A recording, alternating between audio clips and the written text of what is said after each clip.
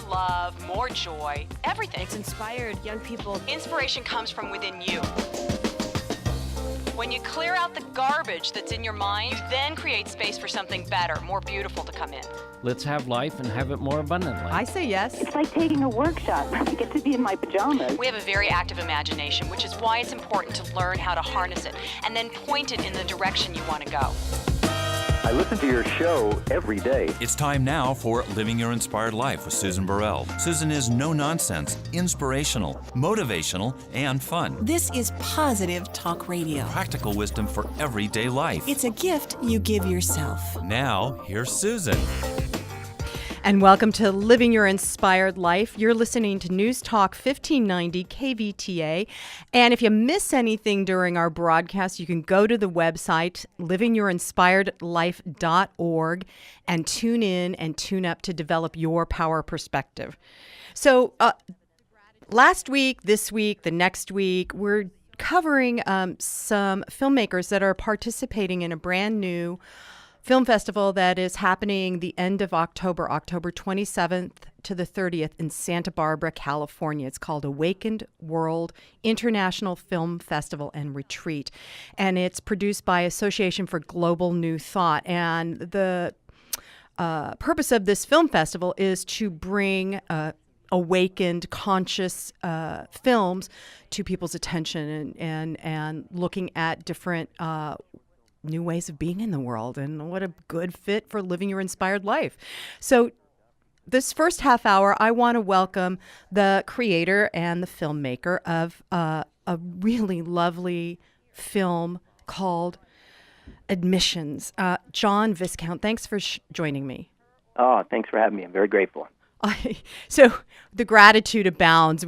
I just am so moved by the quality of films that are going to be presented at the Awaken World Festival. And you gave me the great gift of allowing me to view your film earlier. And it's a short film, but it is so on target and on purpose with its statement. So let's talk a little bit about what the film's about.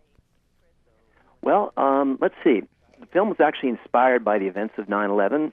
And right after that event occurred, I actually just set forth to kind of create a short film script which would kind of lead to a pathway to forgiveness no matter what the world served up, because I knew that we were heading into war and there'd be a lot of attack and counterattack and stuff like that. So I actually just wrote it for myself to just have a pathway to follow and to remind me that I did not want to take sides, and I wanted to remember that, all humans are brothers and sisters. And so I finished the script, and I gave it to a dear friend of mine, Gavin Bierman, who was also in the movie business, and he thought it was really, really powerful. But then we just kind of put it away. And about 10 years later, another friend of mine asked me to write a short film for him, and I remembered that I'd written this previous short film script, and I pulled it out, and to my surprise, it seemed just as relevant and timely as it was when I first wrote it, because, of course, the world was still struggling with a lot of wars and stuff like that.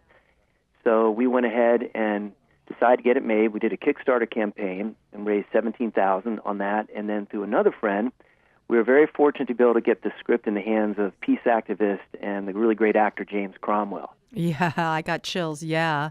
Yeah, and he was amazing. He gave me a call after he received the script, and we probably had about a 2-hour conversation with Gavin and the director, Harry Kakisakis, and myself. And it was just a great conversation because he's very well-versed in spiritual teaching. So he and I are really getting down to the nitty-gritties of the teachings and stuff like that. It was very rewarding, and at the very end of the conversation, he said he was in. So we then we went into Coyote Studios in Los Angeles and got the film made, and he was really wonderful on set, too. He's got a lot of director skills, too, and he was just very good with dialogue and stuff like that. And we went and had the film made, and then while it was being made, I started to research peace organizations, and I found a wonderful peace organization by the name of the Global Alliance for Ministries and Infrastructures for Peace. And their whole mission is to create structural change in governments, like peace departments and stuff like that. So I reached out to them, and they were seemed to be very enamored with the film because it was pretty much resonating with what they wanted to put out in the world. So they actually premiered the film at their global summit in South Africa.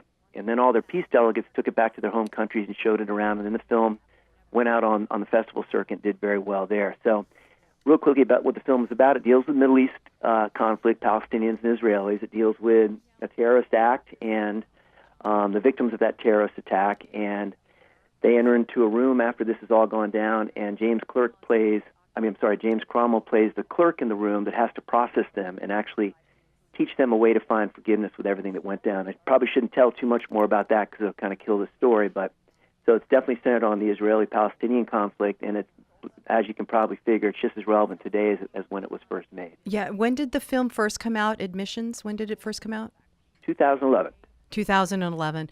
So, yeah, John, I mean, I found it as vital. And even as you're just speaking about it, I get chills, thinking about it. And again, I just want everybody to know it's a very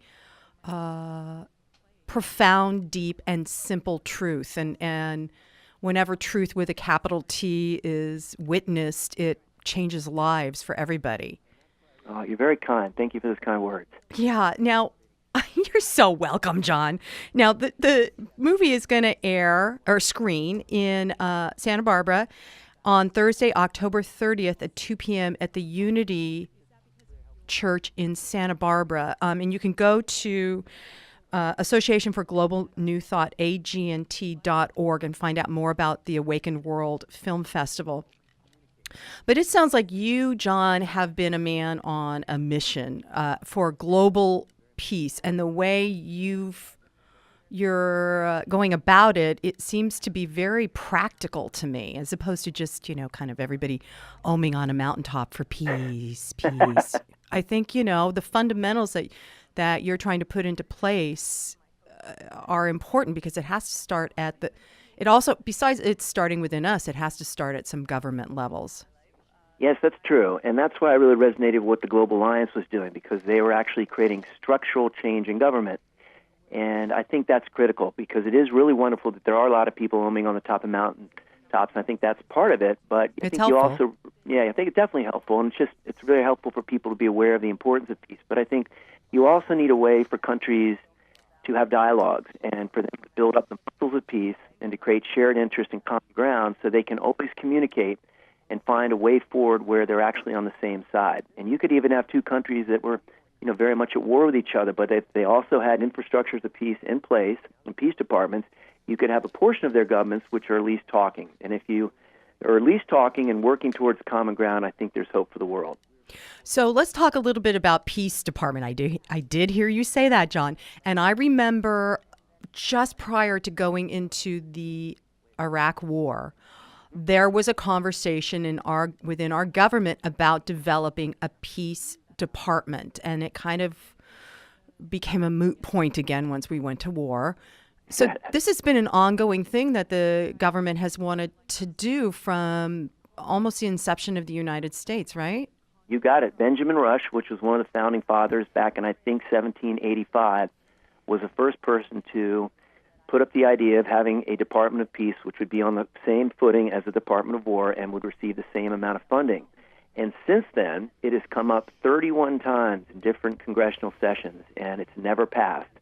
And now there's a wonderful place called the Peace Alliance, which is trying to still get a Department of Peace building going in the United States, and it's a very active campaign. And we're very fortunate to have them actually get behind our global resolution, which is doing it between countries. And so I think it's still very relevant. I think the way the world is going now, I think people are realizing it's more and more relevant, but we just need to get more people aware of it and use the power of film and entertainment to aid these organizations and to bring people to the table where they can actually see the wisdom of this path. Right. And one of the things I like about the Awakened World Conference is it's not just about watching conscious media.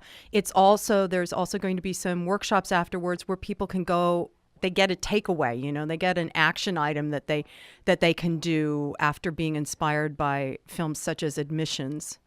Absolutely. It's a huge part of it because people need a place to take their inspiration. And Barbara Fields, the executive director, has done an incredible job of curating 30 films from around the world. And if you look at the lineup, I mean, this is one film festival not to miss. Oh, it's awesome. Yeah, it's stunning. And I think that really is the best use of film. I think it's underused in Hollywood because film is an amazing way to get messages across. And they've done studies, and most people prefer to receive any type of teachings in the form of a modern parable. They like to receive it in story form because that's how we've been passing it down for generations. And people love to take in films. It's a medium they're very used to ingesting.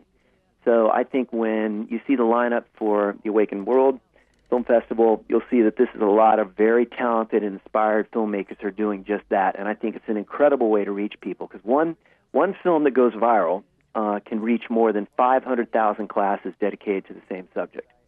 I love that fact. I agree. So John, let's talk a little bit about, you mentioned just a few minutes ago, the global resolution. So let's talk a little bit about that, because it's something that our listeners can do right now while they're listening to the show. Absolutely. The resolution is actually called the Global Resolution for the Establishment of Infrastructures to Support the Culture of Peace. And how this came about was I had been working with the Global Alliance for Ministries and Infrastructures for Peace, which was the organization which was trying to create these infrastructures of peace in all these governments. And I'd been working with them since 2011.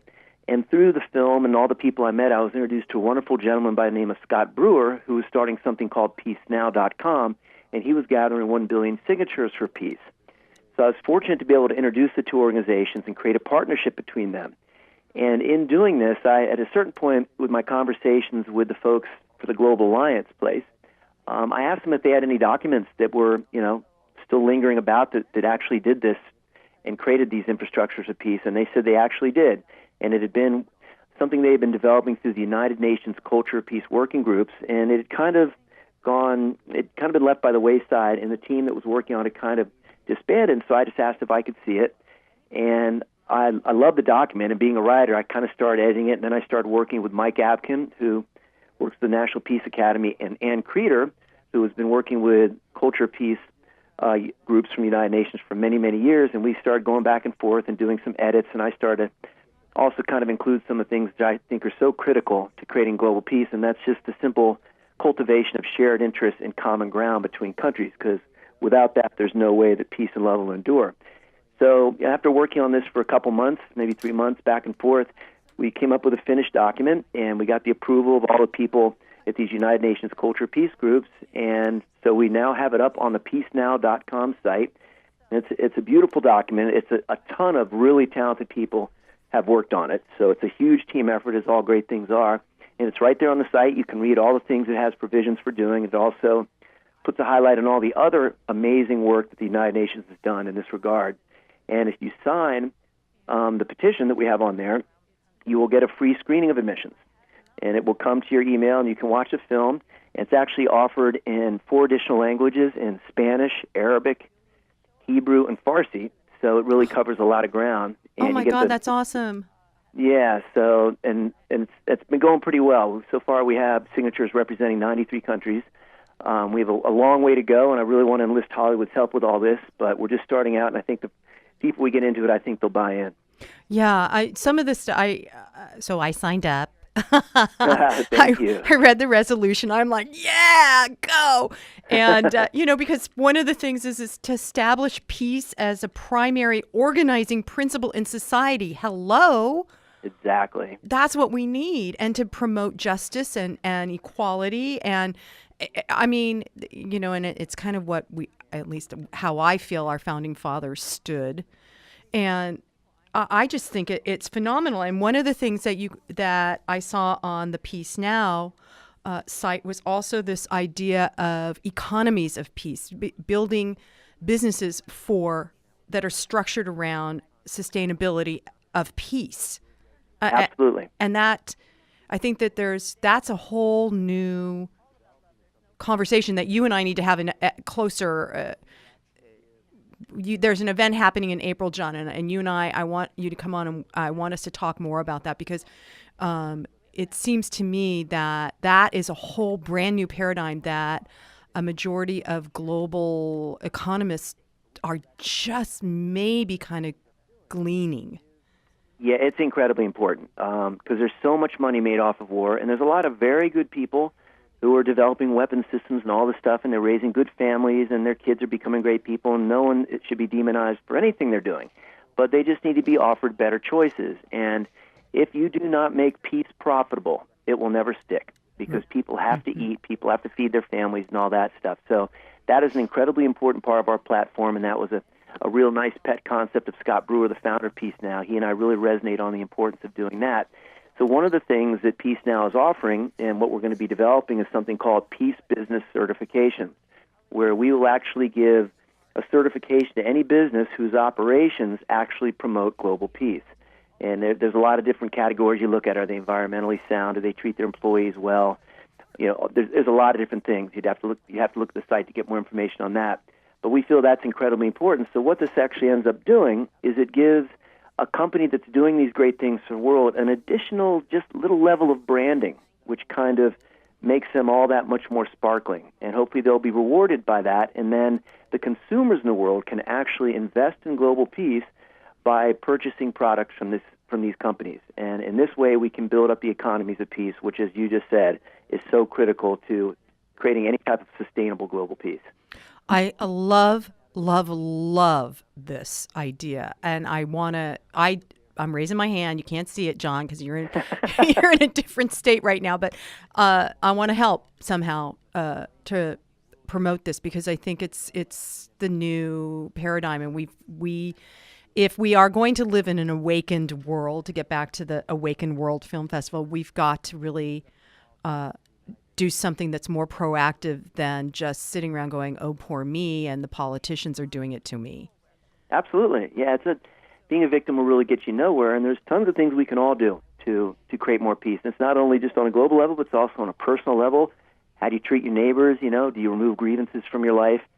Do you look at every encounter with everyone you meet as a holy encounter, and that you look to create shared interests?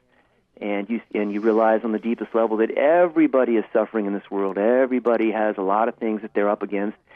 And so if you come upon someone who's having a hard day and they're lashing out and they're attacking, they don't need to be condemned. What they're missing in their heart is love and unconditional love mostly. So in these small ways, you offer someone who's in a bad way and is attacking the world, you give them a hand up by offering them your compassion, your unconditional love.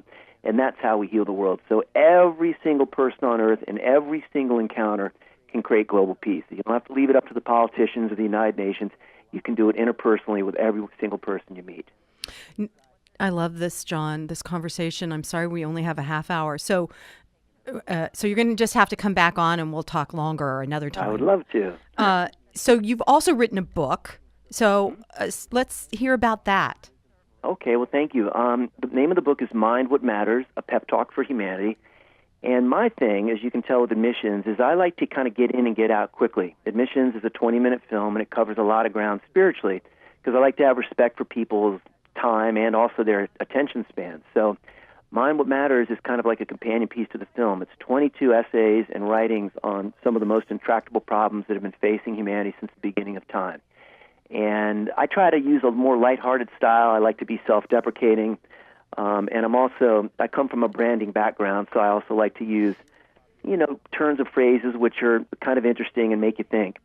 So it covers a lot of different subjects, and it's got wisdom from people from all over the world. I consider myself a spiritual mutt, and that I go out. I love that. Yeah, I go out in the world. There's so much wisdom out there, and it's really healed me in my own life from all the stuff I've been studying. So the book is a compendium of a lot of wisdoms from around the world, including some of the stuff I've learned on my own. And hopefully I put it in a package which is easy to read and non-threatening, and it's quick to get through because none of the chapters are too long. And that's kind of the way I want to present stuff in the world, just as I said earlier, to respect people's time and their attention span. So, John, how do people get Mind What Matters? Well, it's available at Amazon, but you can also just go to our site for admissions, and the website for that is admissionsfilm.com. And right there, if you look on the first page, you'll see up in the right-hand corner of the book, and you click on that, and you can get a digital copy of it now, but it's also coming out in paperback form probably in another month.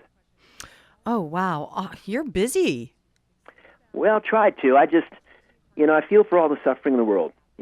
It's the thing that compels me the most. If I see someone suffering, whether it be a homeless person or you walk by a business and they have no foot traffic and you see the owner behind the counter stressing out, it affects me deep. So it's kind of the thing that I like to work on, and it brings me great joy to try to put out stuff which will give people a slightly more rewarding pathway through life. And I've suffered a lot, of course, and I've had the benefit of suffering. It's taught me some things, so I just try to pass on what I've learned with just the hope that it'll help other people have more fun in this world.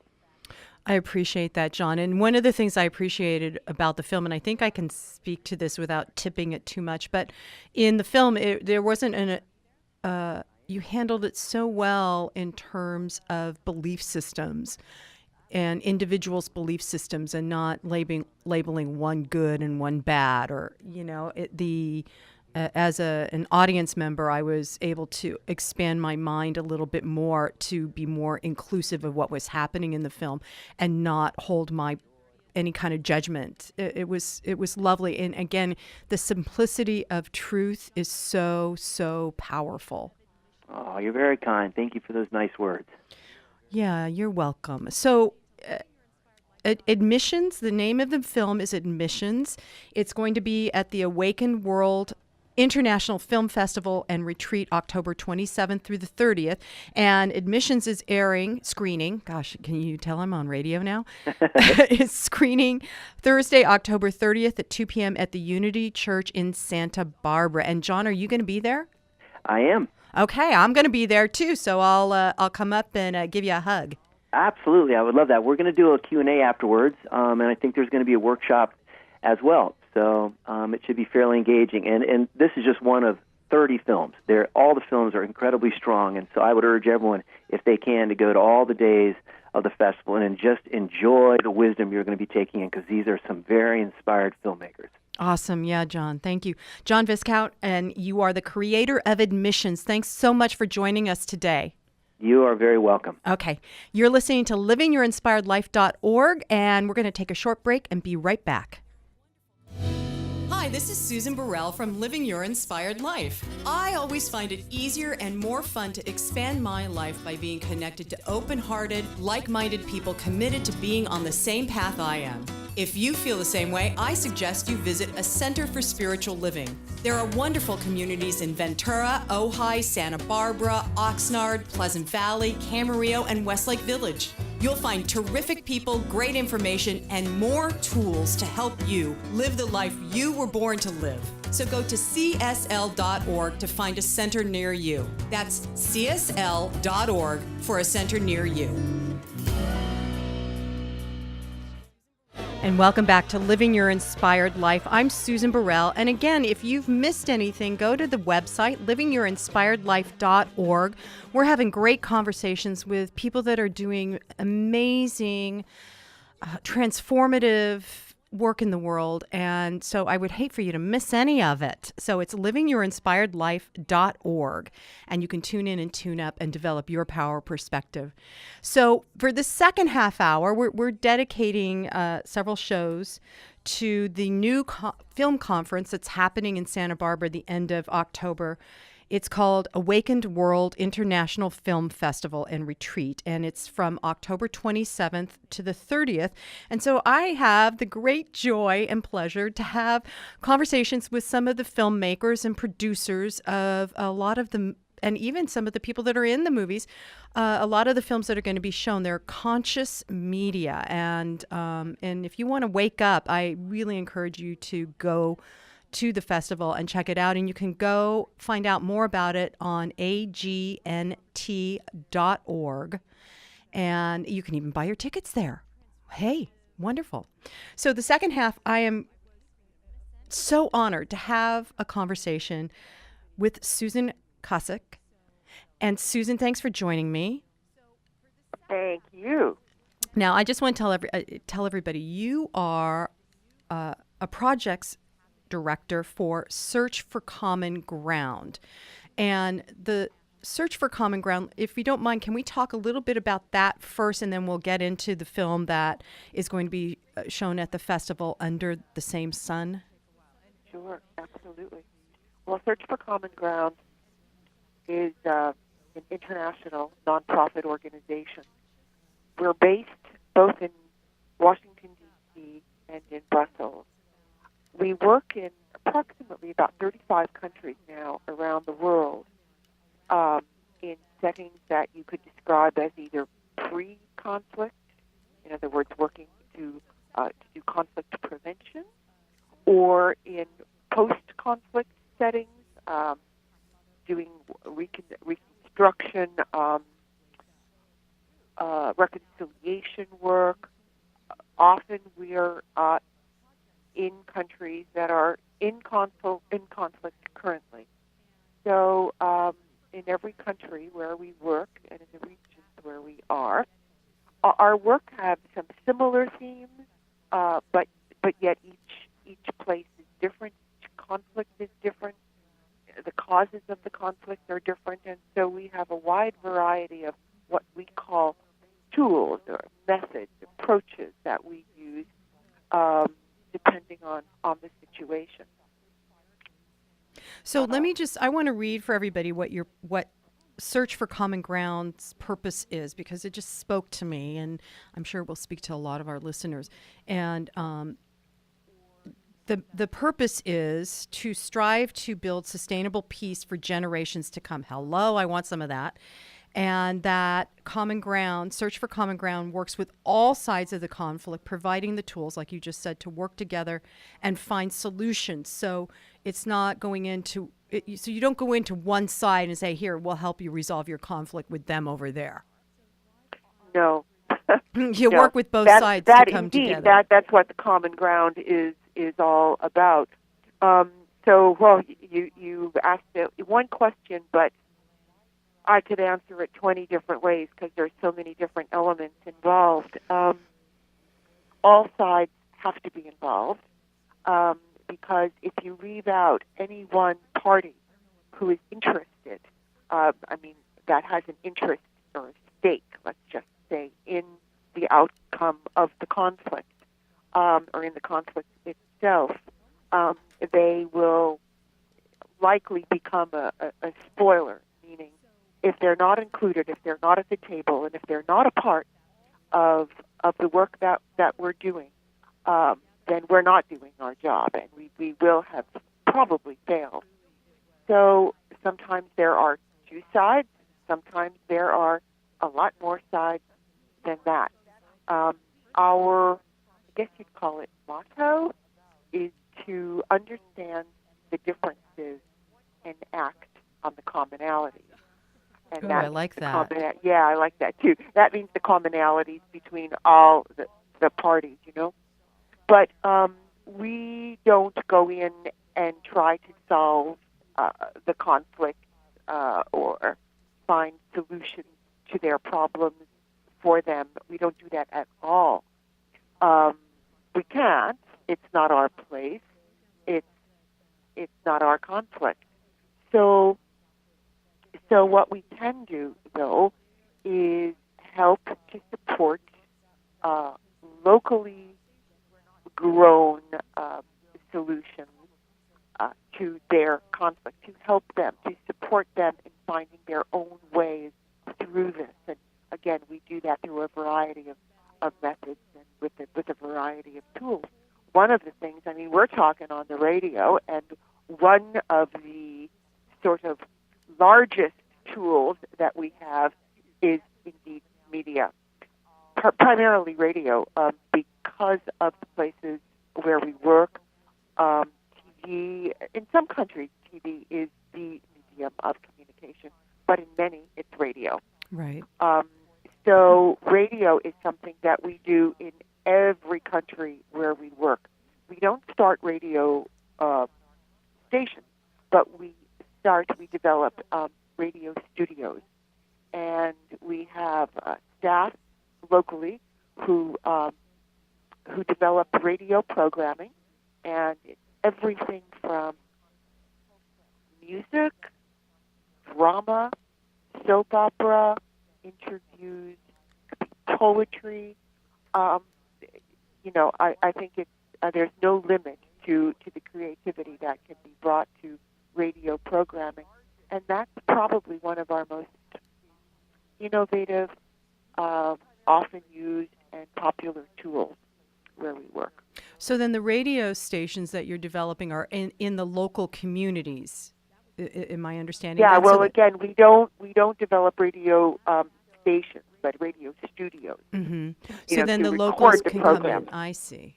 Yeah, and then we distribute them to all the radio stations that would exist either throughout a particular region or a or throughout the country. And in the case, for example, of Sierra Leone, which is in the news a lot right now because of the Ebola crisis, one of the things that we did there is, same model. We created talking drum studios many, many years ago when we first started working in Sierra Leone, and we were there during the conflict, and we've remained there post-conflict.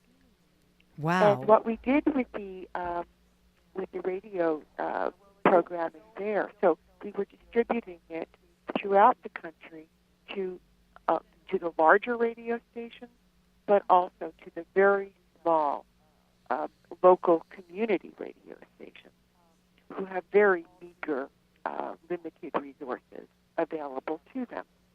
And so we were providing them with programming free of charge, just distributing it to them.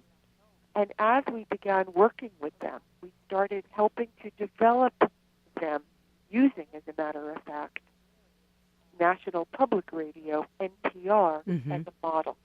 Awesome. And indeed, we brought the gentleman that was involved in developing NPR here in the United States. We brought him out to Sierra Leone to help us work with these local radio stations and developing them into a network of local radio stations throughout the country of Sierra Leone. That network now, those radio stations that are still small, the local radio stations have a very limited bandwidth or range, broadcasting range. But there's many of them, so they do cover, the country. And of course, there are the big radio stations as well. Those are the radio stations now that are at the front of communicating culturally appropriate messages about Ebola, about prevention, and about what people need to do, what they need to know. And because Talking Drum Studio has been there for so long, we're a household name, and we're trusted. And that's one of the most important things Hugely. in the health security sector right now is getting out culturally appropriate messages, and of course in local languages, of course, through trusted communications networks. So that's just sort of an example. So, Susan, if I didn't say it at the beginning of this part of our show, I want to say it now. Thank you so much for all the work you're doing, and that Search for Common Ground is doing in the world to really make a difference with people. I'm deeply grateful. It's good work. Yeah, it is good It's work. good work. Thank goodness. So let's talk about the film Under the Same Sun that is going to be screening at the Awakened World Festival. It's going to be screening on Wednesday, October 29th at 9:30 in the morning at the Libero in Santa Barbara. So why did Search for Common Ground decide to create this film? Besides the reach you were just talking about with... Well, so Search for Common Ground is the co-producer of the film together with an Israeli producer. And the director is Palestinian. Oh, I think that's wonderful. Yeah, and the cast and crew are also Israeli and Palestinian. And so, when you're making a film, it's almost like a little world, a little temporary world that is created. And, they were there in the microcosm, in the epicenter of the Israeli-Palestinian conflict. And we've had an office in Jerusalem for quite a long time, doing, again, wonderful work. And several years ago, we produced a documentary television series that was shown on Israeli TV and on Palestinian TV. Matter of fact, on the same day, which was a sort of a first of its kind. And the series was called The Shape of the Future. Oh, how cool. It was focused on the final status issues that are still today not settled. The status, the future of Jerusalem, in other words, who will govern Jerusalem, the right of return of Palestinians to their former homes, security, borders, etc. So several years, that was quite a few years ago. Mm-hmm. Last year, about, I guess it was in 2012, some of our funders, the British government, I believe maybe the Dutch government, Swiss, our usual funders, came to us and asked, had we thought of updating that television series because, the messaging was still very much needed. And in looking at what we could do, the decision was made, I'm so glad, to not do another documentary, but to do a feature film, meaning a fiction film, where we could show something that we could not show in a reality-based documentary series. That is, we could show peace breaking out between Israelis and Palestinians. And so that was the sort of the genesis, this idea of, let's make the film, let's show the images that we want to see in the world. And so we set the film in the near future, and it looks back to flashbacks. It looks back in time to when and how peace was made between the Israelis and the Palestinians. And it uses a technique. It looks like a documentary film, but it's not. Of course, it's not. But the funny thing is that it looks so realistic as a documentary that, I've gone around to quite a few film festivals, and inevitably there's usually somebody who raises their hand and asks, is this a documentary? And did peace actually, did it happen? And I missed TV that night or something, it's pretty funny. But that's great though, because it sparks the imagination that peace is possible. Well, that is precisely the reason that we made the film. Things are pretty dire in the Middle East, and this year has been as bad as it gets. And so, if you can't imagine something, you no longer hope for it. Right. You can't even envision it. How are you supposed to work for it, towards it? So that was basically, that is the core reason, was the audience that we made the film for, not here in the United States or anywhere else, it's there. It's in Israel, and it's in Palestine and Palestinian territories. And it was made expressly for that reason, to say, look, we show a way that peace can come about. We're not saying it's the only way. We're not saying it has to be this way. But we're saying it could be this way, or it could be any other way, but it can happen. And it will happen. So it was to just, provide that little bit of inspiration.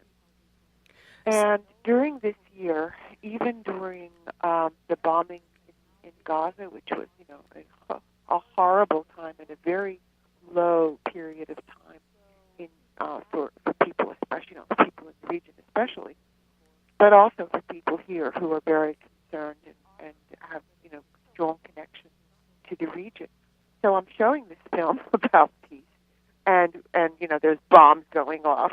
Yeah. And they're like, really? I mean, it just doesn't seem like the right time, or that. But the other, sometimes the reaction can be, well, this is all very wonderful, but it's so unrealistic. It's so naive.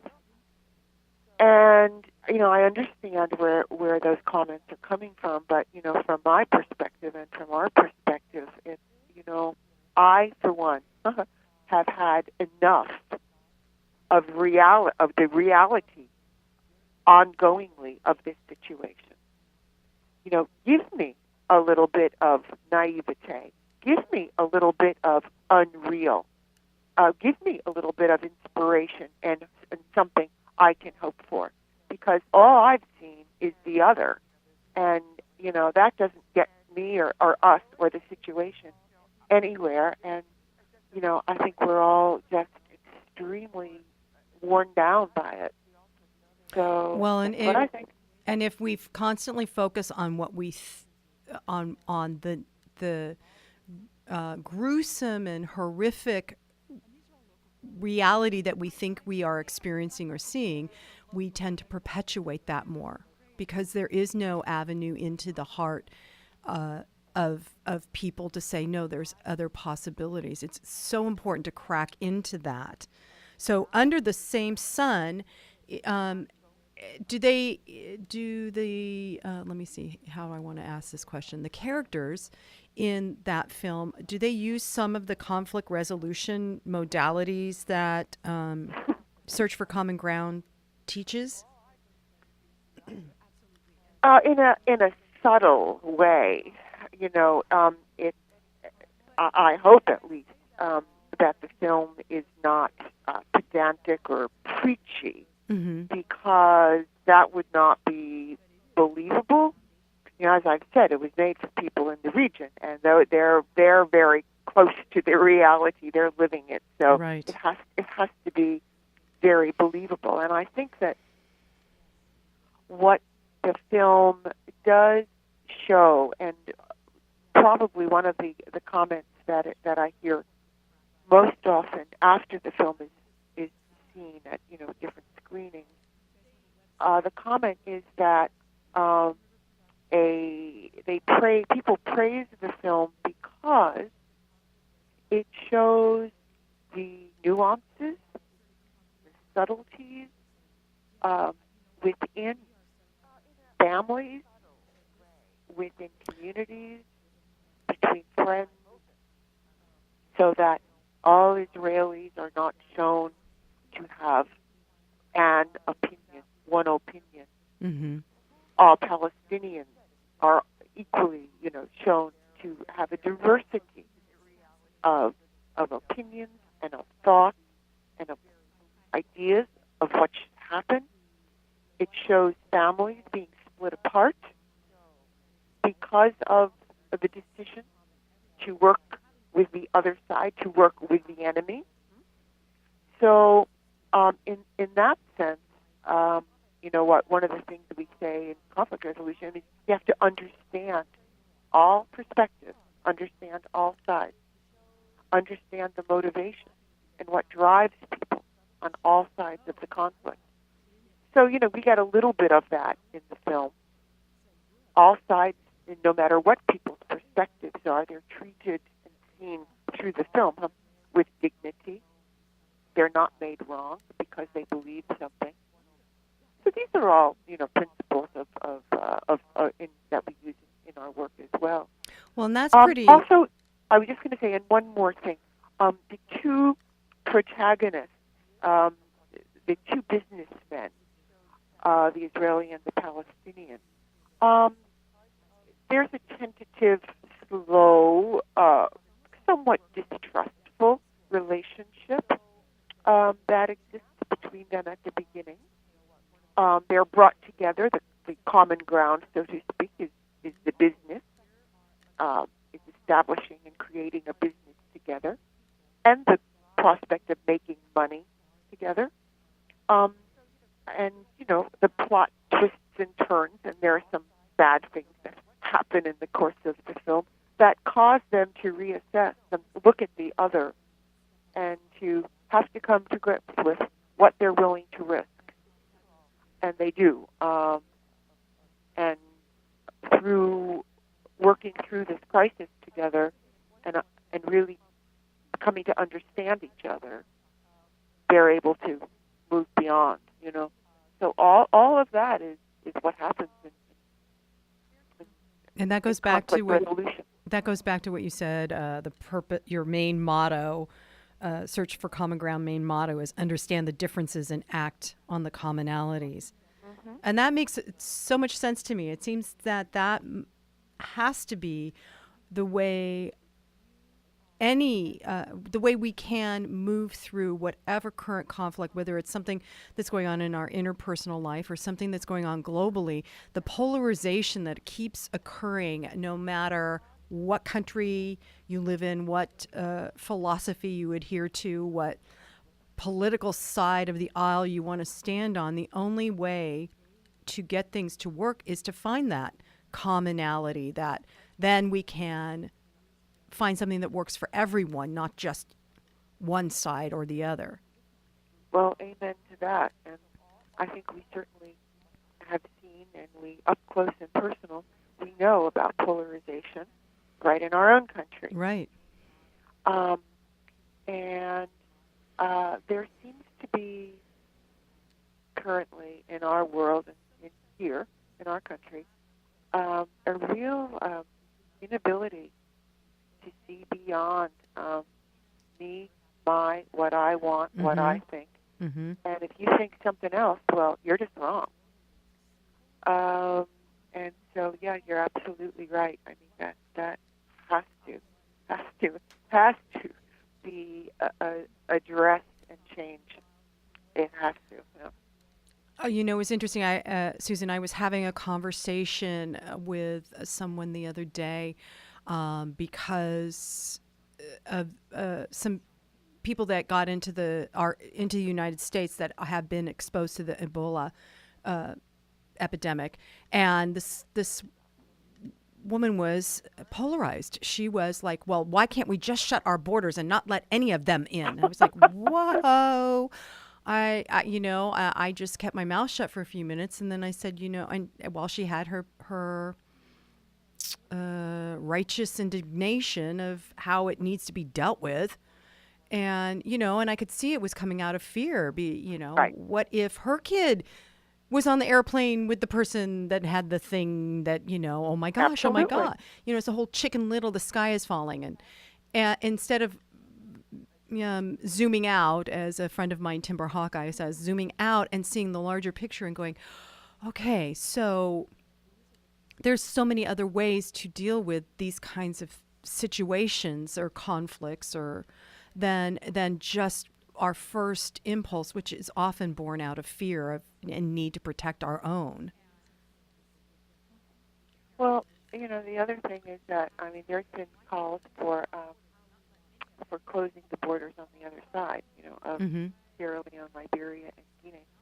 And to a certain extent, there are very few at this point. I think there's only one or two carriers who are actually flying out of those countries. So the borders, the air borders, flying borders. Right. I don't mean on the ground. Those borders are very porous. But effectively, there already almost does exist an air embargo with very few flights leaving. And, one of the issues is these economies, these countries are so fragile. They're post-conflict countries. Right. And everything is fragile. There's hardly any infrastructure. There was, it was being created. The economies were growing, but extremely fragile, and they've been decimated by this already. And so, it's very frightening as to what's going to be left after, this crisis will pass, and they will get a hold of, control this disease. And at some point, it will be over. But what's going to be left in its wake is actually very frightening. Yeah, and it's interesting when we are feeling justified in protecting what we think is ours, and you said earlier the me, my, mine idea, when we're justified in that, we don't see beyond of what a larger ramification could be, and possibly that maybe there needs to be an extension of a different way of support or help or ideology or whatever. Well, you earlier in our conference, before we went on the air, you spoke very briefly about your young son, and even at his age, he wants to do something good in the world and for the world, and I suspect in speaking with you, the apple didn't fall far from the tree. There's a reason, and imagine if that's what we could instill in our children from from their earliest years. So, instead of thinking that going to the mall on a Saturday is the be-all and end-all, and, that's the highest you can aspire to hang with your friends at the mall, but to understand that, that there are so many other possibilities out there to explore and, to be a world citizen, not just a U.S. citizen or a citizen of your town. And earlier this week, I organized a forum here in Washington D.C. on it's called the Health Sector and Conflict, or Ebola and Conflict, sort of examining the nexus, the intersection between health and conflict in the world. And there was a very brilliant man who came from CDC, from Atlanta, to speak at the forum. And it was surprising what he said, but yet not surprising. He said, it's such a good thing that a few people have come down with Ebola in this country. Oh, yeah. Now we're taking it seriously. Right. It's now we're understanding what it might be like here, and that is helping to mobilize our international response. Strange to think it takes that, but it does. It does. So, Susan, I greatly appreciate you joining us today and talking about all of this. Susan is the project director for Search for Common Ground, the film that's going to be showing at the Awaken World International Film Festival on October 29th is called Under the Same Sun, and it is about conflict resolution in a way between an Israeli man and a Palestinian man and how they end up working together. So I highly encourage everybody to get to Santa Barbara and during the week of October 27th through the 30th and see some of these amazing films. Under the Sun is just one of 30 very well chosen films that cause you to think and cause your heart to open and cause you to do just what Susan was saying of how can I be a global citizen as opposed to just a citizen in my own small town or in my own small way. So Susan, thank you so much again for joining me today. Oh, no, thank you. And I look forward to being in Santa Barbara and to meeting the listeners who might be listening to this program. Come and say hello. Absolutely. And I just want to tell everybody the Search for Common Ground website is sfcg.org, and you can see what other work Susan's doing. And then go to agnt.org, Association for Global New Thought, and look and see the schedule of all the films for the Awaken World Festival. So I'm just going to end with, and so it is, namaste.